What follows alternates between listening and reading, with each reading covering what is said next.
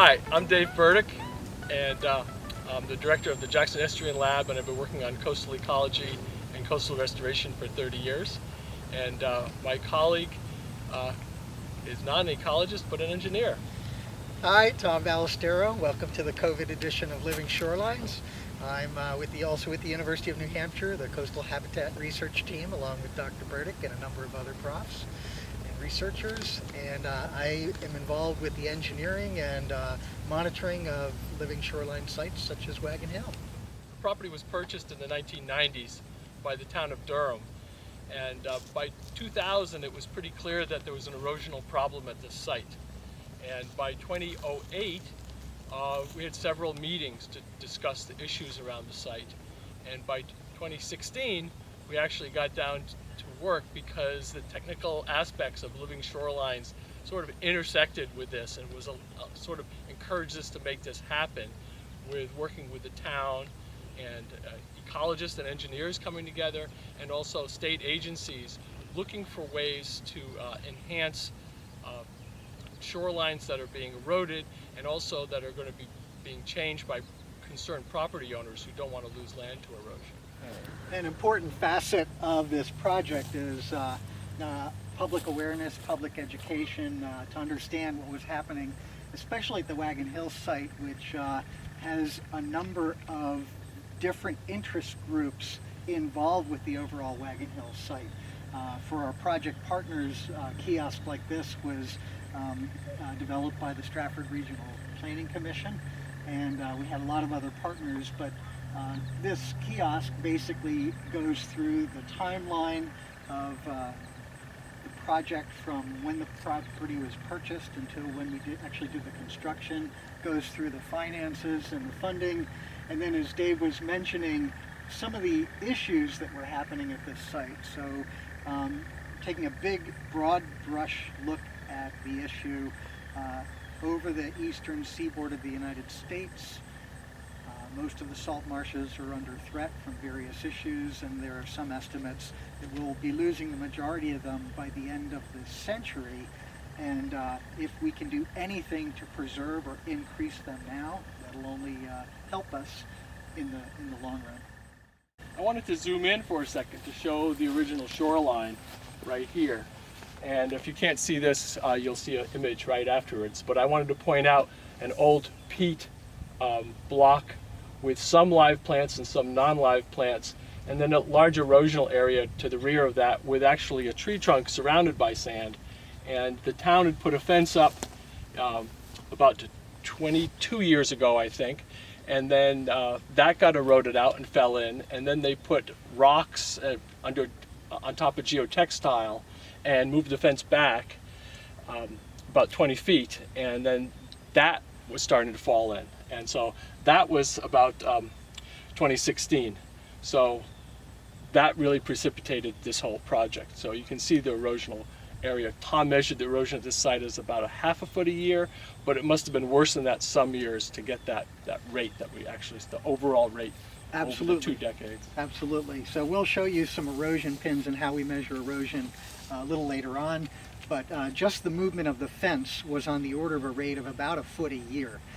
The average that Dave just reported is the average erosion rate along this south-facing portion of the system.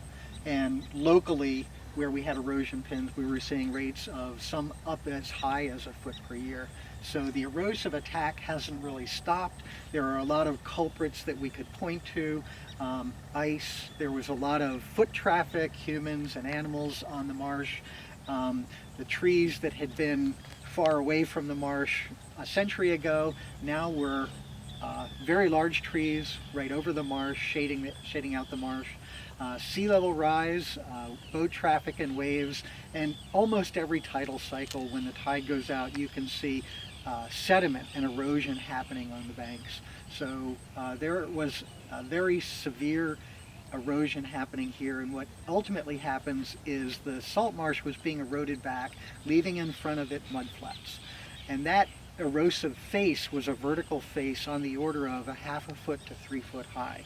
And any vertical face in a hydraulic environment like this is an aggressive point of attack.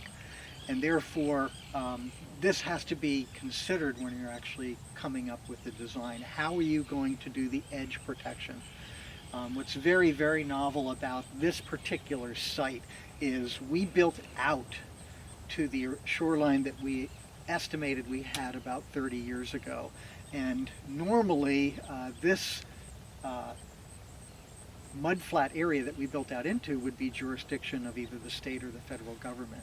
So it actually took over 3 dozen meetings and discussions with the citizens, with the town, with the design group, and with all the regulators. It was important to have everybody involved in that room to be able to move this project forward.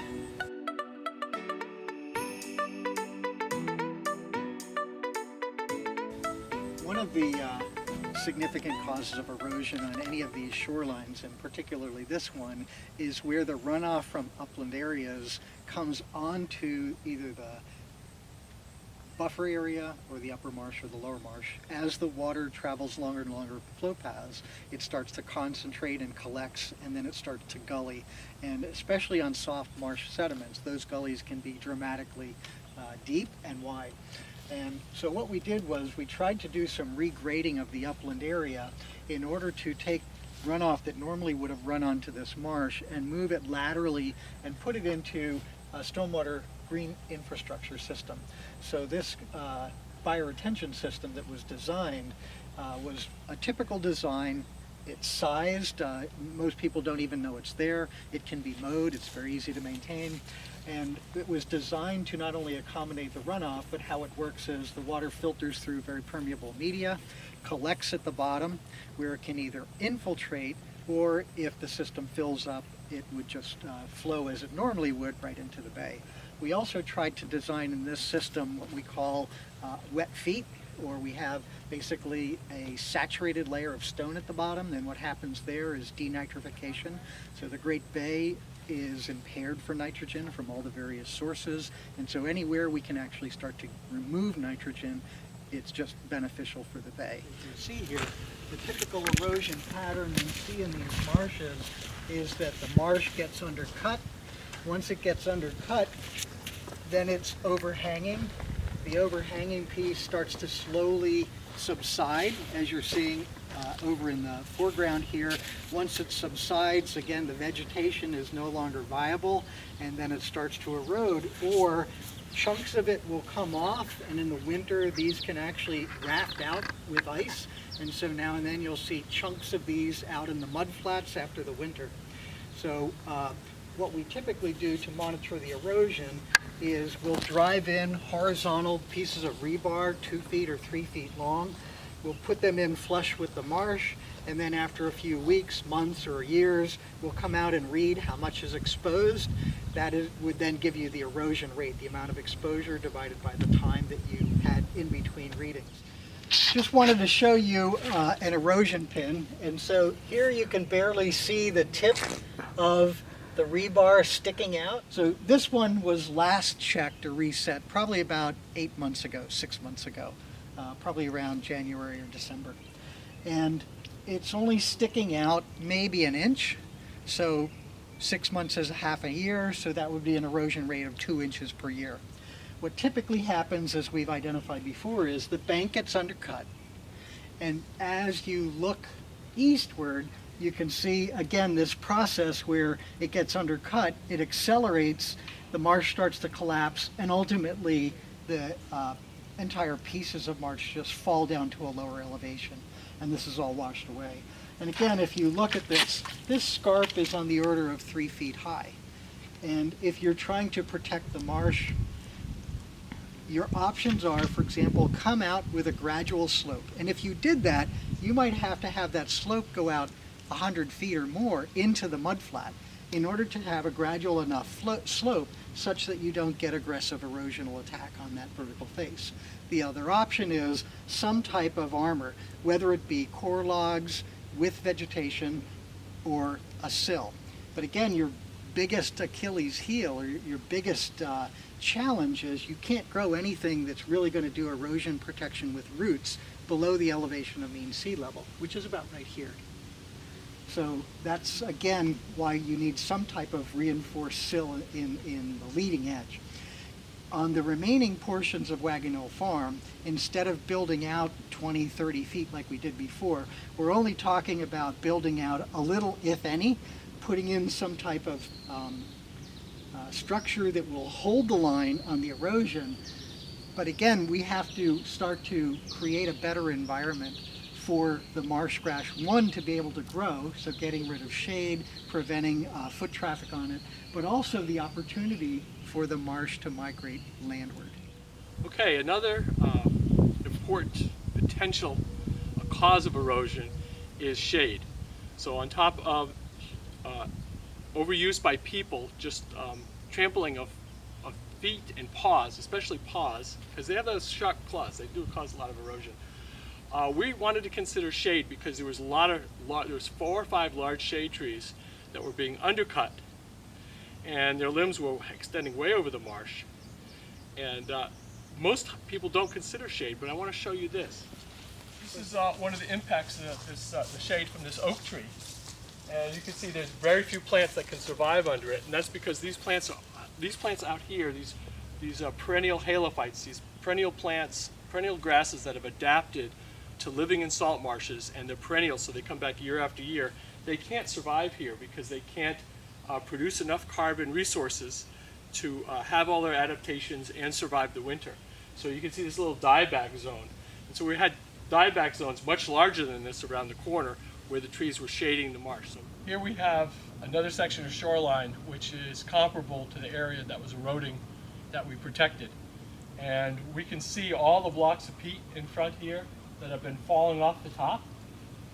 You saw from the shot all the paw prints and the foot traffic and the shade from these oak trees is just preventing these plants from holding this peat together. The plants die, the peat falls apart from the actual activity of walking, but then in the winter it will also fall apart because ice will tear it apart too.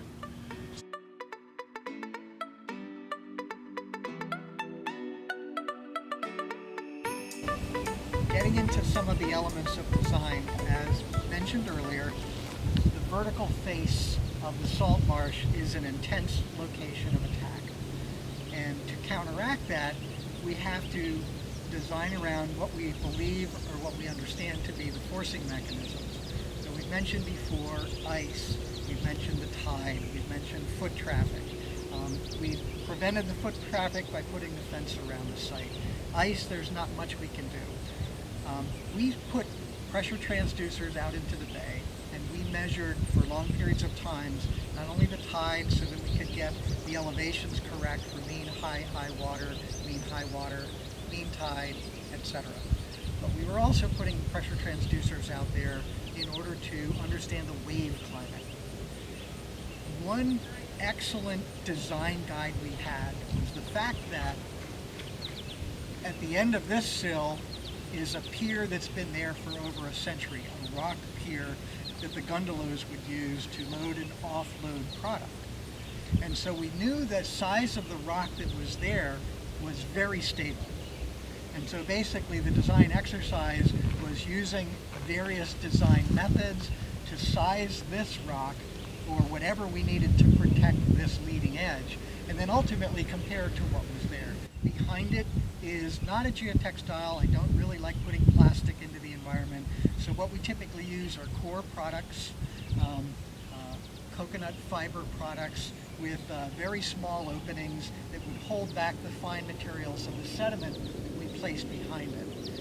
And then that core product ultimately breaks down in time, and ultimately what would be created behind this is a graded filter. In the future, what we typically see right after you build the site is when you're going to have about the sparsest vegetation, especially if you're planting sets.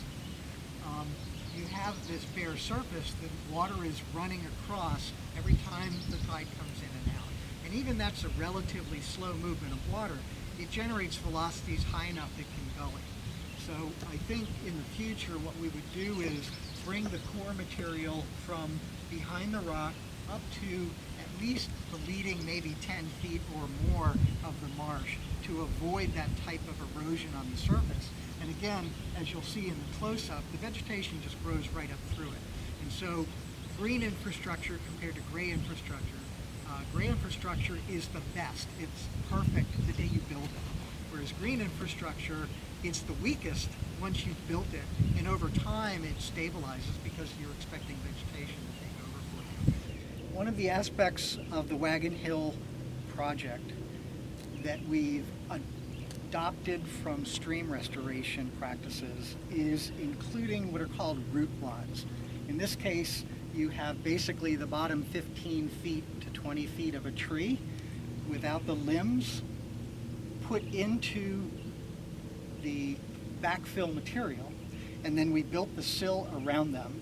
Before we backfilled over these, we used cable ties with duckbill anchors and stainless steel cable to hold them down, because the wood ultimately would float, so we want to hold it down.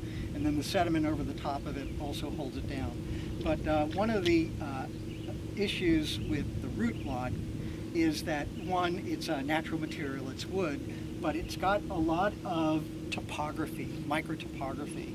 And typically, as we use in stream restoration, the more variability you have of the hydraulic environment, velocity, water depth, turbulence, typically the more diversity you get in the aquatic species that are going to be there, and that would be both flora and fauna. The planting design for this system is based on what you see here. This is really what was here initially. So we want to mimic what the plants and the site have sort of produced on their own. And we're obviously making this better and harder. We're going to change things. But we wanted to mimic the different types of plants and how the plants changed as we went from lowest elevation to highest elevation. You can see here we have long-lived brown algae that's healthy in the system, and it's growing on scattered rocks. So we've placed it on some of these rocks to have us, the first line of defense is when waves come and the algae's floating, they can hit the algae and can start breaking up some of that wave force, and hopefully we'll get more algae in the future. Here we can see peat. This is the exposed peat from the original peat at the site, the remnant marsh.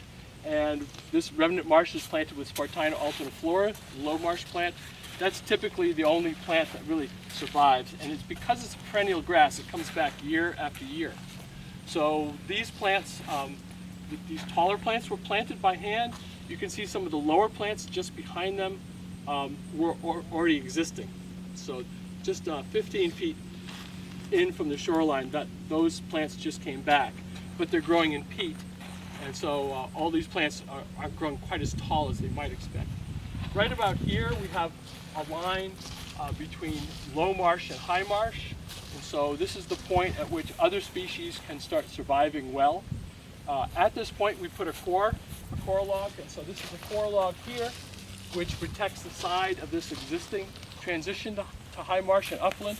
And we've brought it around and put it between the low marsh and high marsh just as a demarcation. It was really valuable and useful because you can walk on this core log without damaging the marsh. So it was kind of a handy thing to have in our system. Above here we have Spartina patens and a variety of other plant species, Juncus gerardii, Disticulus, and then a little higher up we have the upper edge of the marsh, which is Spartina pectinata, or slough grass. Again, this was here, and so we've planted some pectinata a little farther down as well. Above the pectinata, we have a variety of different shrubs. We have some goldenrods, some primrose, and some plants that were planted as ornamentals. This site, the client wanted turf. They wanted the marsh to look like a full-fledged marsh the very first year, or at worst the second year we put it in. And so a turf was developed and planted by Pearson Nurseries, where 8 Spartina plants, alterniflora low marsh plants, were planted and overwintered, and 8 Spartina patens plants were planted and overwintered in one flat. And then those flats were brought, and the whole flat was placed on the surface of the marsh. Because of some weather issues, in the spring and surprise flooding for our grower. Most of this Spartina alterniflora did not survive. We ended up doing a lot of hand planting. So we worked with a supplier, and he supplied us with new plants. We also purchased some new plants a little early in the season to make sure that they were in. We really like to plant plants in May, and that's what the first set was done, but we finally finished the planting in July, which was really late. And it's hard for the plants to be in that heat and to be able to put those new roots down and survive. But they seem to have worked really well. You might notice the rocks here and there. That's to break up any potential ice impacts. And it's also a landing spot for birds of prey or other birds that might want to have a little spot. The Spartina patens, which is all white, it looks all dead. It's not all dead, but there's a lot of dead. So we see live plants growing in here. It took off so well the first season that it may have dried out the soil too much in the winter and actually had a drought issue during the winter when the ground was frozen. I'm not sure why it died. That's my best guess. We also planted by hand sprigs of Disticulus and Juncus, and so I wanted to show everyone the Disticulus is right in front of me here. It's one step. This is Disticulus spicata. You can see how much it's spread. That's one growing season. It's amazing. We also planted Juncus gerardii, and so here's 2 plants of Juncus gerardii. These original plants were already here, so again, we're just mimicking what was here. We see the Spartina pectinata, the rough cordgrass. So we're going to go onto our marsh. So a little farther along the marsh, we see Panicum virgatum and rough cordgrass at this upper edge. And then we move into different shrubberies. We have sweet pepperbush, we have bayberry, highbush blueberry, some dogwood, and some viburnum, and a couple other species up